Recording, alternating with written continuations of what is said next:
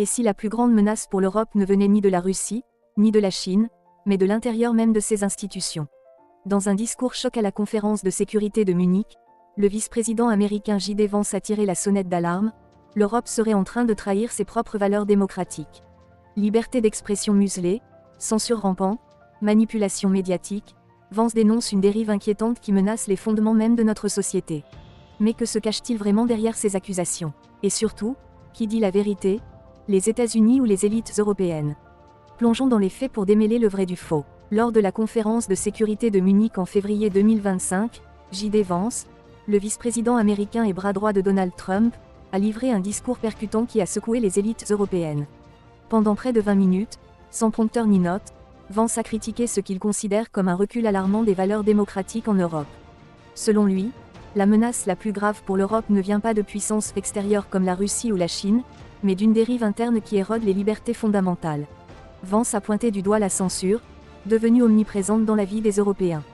Que ce soit dans les médias, sur les réseaux sociaux, dans la politique ou même dans le langage quotidien, la liberté d'expression serait de plus en plus restreinte.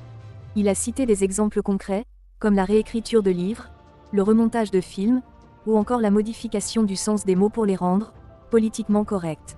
Des termes comme « libéral »,« islamiste » ou « populisme » ont été dénaturés, selon lui, pour servir des agendas politiques.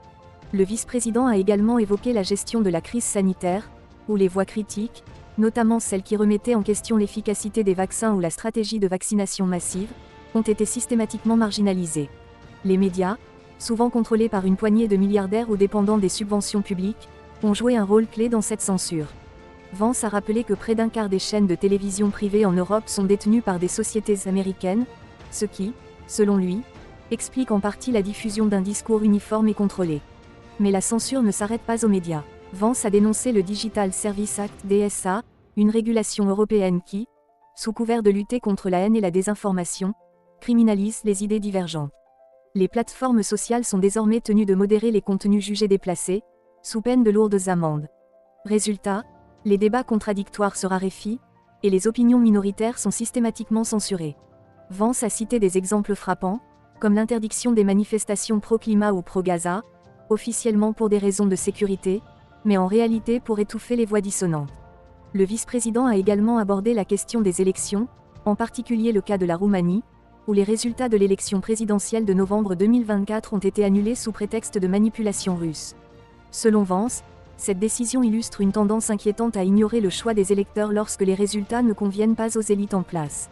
Il a comparé cette situation à l'affaire Cambridge Analytica, où des techniques de manipulation de l'opinion avaient été utilisées pour influencer les élections américaines de 2016. Mais cette fois, ce sont les Européens qui sont privés de leur voix. Vance n'a pas épargné non plus la censure financière, qui prend de l'ampleur en Europe avec des restrictions croissantes sur les crypto-monnaies, officiellement pour lutter contre le blanchiment d'argent et le terrorisme, mais en réalité pour contrôler un écosystème qui échappe aux autorités. Il a rappelé les cas des convois de la liberté au Canada, où les comptes bancaires des manifestants avaient été gelés, et s'est demandé si l'Europe allait suivre la même voie. Analysons la situation. Le discours de Vance a provoqué un séisme diplomatique. Les élites européennes, choquées, ont réagi avec virulence, accusant les États-Unis d'ingérence et de vouloir vassaliser l'Europe. Certains ont parlé de nouvelle doctrine impériale, tandis que d'autres ont dénoncé une tentative de manipulation des dirigeants européens. Pourtant, Vance a insisté sur le fait que ces critiques étaient motivées par un souci sincère de préserver les valeurs démocratiques partagées par les deux continents. Mais qui a raison? Les États-Unis, qui dénoncent un recul des libertés en Europe, ou les élites européennes, qui reprochent aux Américains leurs propres dérives antidémocratiques? La vérité se situe probablement quelque part entre les deux. Ce qui est certain, c'est que le discours de Vance a mis en lumière des questions cruciales, qui contrôlent réellement l'information en Europe. Jusqu'où peut aller la régulation sans basculer dans la censure? Et surtout, les citoyens européens sont-ils encore libres de s'exprimer, de manifester, et de choisir leurs dirigeants? J.D. Vance a lancé un avertissement clair.